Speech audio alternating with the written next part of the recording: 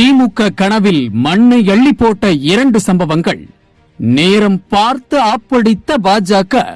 ஐயோ போச்சே. தமிழகத்தில் பெண்களின் பாதுகாப்பு குறித்து திமுக அரசு கடும் விமர்சனத்திற்கு ஆளாகி இருக்கிறது.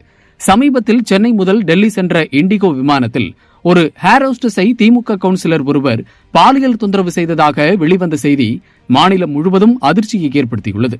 இந்த சம்பவம் ஒரு தனிப்பட்ட நிகழ்வு மட்டுமல்ல, தமிழகத்தில் பெண்கள் மற்றும் குழந்தைகளின் பாதுகாப்பு குறித்து பெரும் கவலையை ஏற்படுத்தும் இன்னொரு சம்பவமாகவே பார்க்கப்படுகிறது.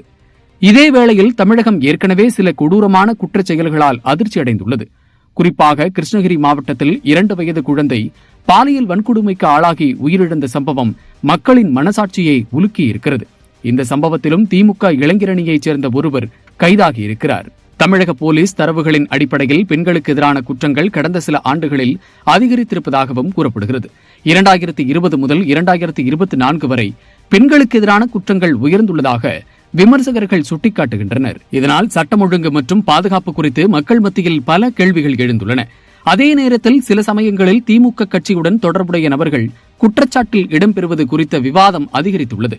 அண்ணா பல்கலைக்கழக மாணவி மீதான தாக்குதல் குற்றச்சாட்டு, அரக்கோணம் பகுதியில் மாணவி ஒருவரை கட்டாயமாக திருமணம் செய்ய வைத்ததாக கூறப்படும் சம்பவம், கோடம்பாக்கத்தில் சிறுமி ஒருவரை தவறான வழியில் தள்ளியதாக கூறப்படும் குற்றச்சாட்டு போன்றவை பொதுமக்களிடையே கவலையை ஏற்படுத்திய சம்பவங்களாக பேசப்பட்டு வருகின்றன. பெண்களின் பாதுகாப்பு என்பது எந்த அரசாங்கத்திற்கும் மிக முக்கியமான பொறுப்பாகும். பெண்கள் மற்றும் குழந்தைகள் பாதுகாப்பாக வாழ முடியாத நிலை உருவானால் அது சமூகத்தின் அடிப்படை நம்பிக்கையை பாதிக்கும்.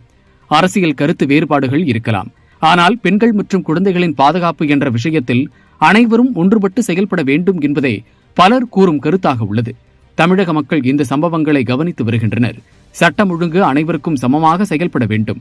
குற்றம் செய்தவர் யாராக இருந்தாலும் கடுமையான நடவடிக்கை எடுக்கப்பட வேண்டும் என்பதே பொதுமக்களின் எதிர்பார்ப்பாக உள்ளது.